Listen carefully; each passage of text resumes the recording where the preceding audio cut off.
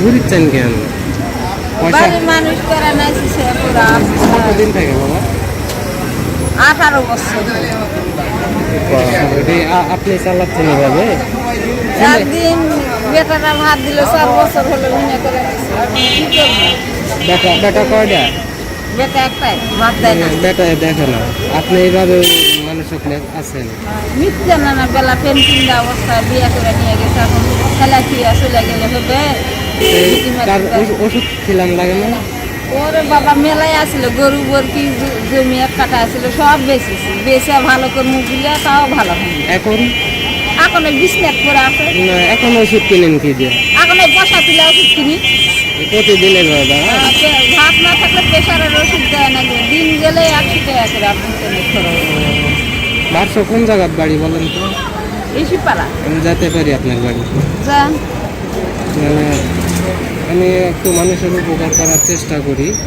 আপনাকে ডাক দিলাম, আপনার এই যে ঘুরিচ্ছেন তো ভাবলাম যে দেখি কি অবস্থা। তাই বারশো ঋষিপাড়া বাড়ি না? 18 বছর থেকে এই অবস্থায় আছে। মানে এখন চিকিৎসা করে যা কিছু ছিল সব শেষ। ডাক্তার রব দিছে তো, বলেছে কি আর হবে না মানুষ, ওটা বডি যারা হয়ে গেছে। আপনার বাড়ি ঘর কিসের? হ্যাঁ, বাড়ি কিসের? মাটি। মাটির বাড়ি। বেটা মানে বেটা বিয়ে দিয়েছেন? বেটা কত বড় মানে বয়স? বেটা বিয়ে দিয়ে সাল পাল হয়ে গেছে, বিটি বিয়ে দিয়ে নাতি বিয়ে দেয় না। মেয়ে কয়টা? বিটি একটা বেটা একটা বেটি। দেরি করতে হবে না বাবা, মেলা 11টার সময় আসবে। শুনেন আপনার টাকা দিব, শুনেন আমি আপনার টাকা দিব বলে ডাক দিছি। আর এই কথা শুনতেছি, আপনি যে ঘুরতেছেন তাই কথাগুলো শুনলাম।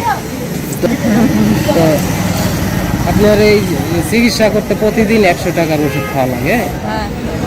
এই প্রতিদিন এরকম টাকা গোছাওয়া পারেন? ভাতও তো খাওয়া লাগে, সেটা বাজার সদা সব কিছু চাইছে আনি।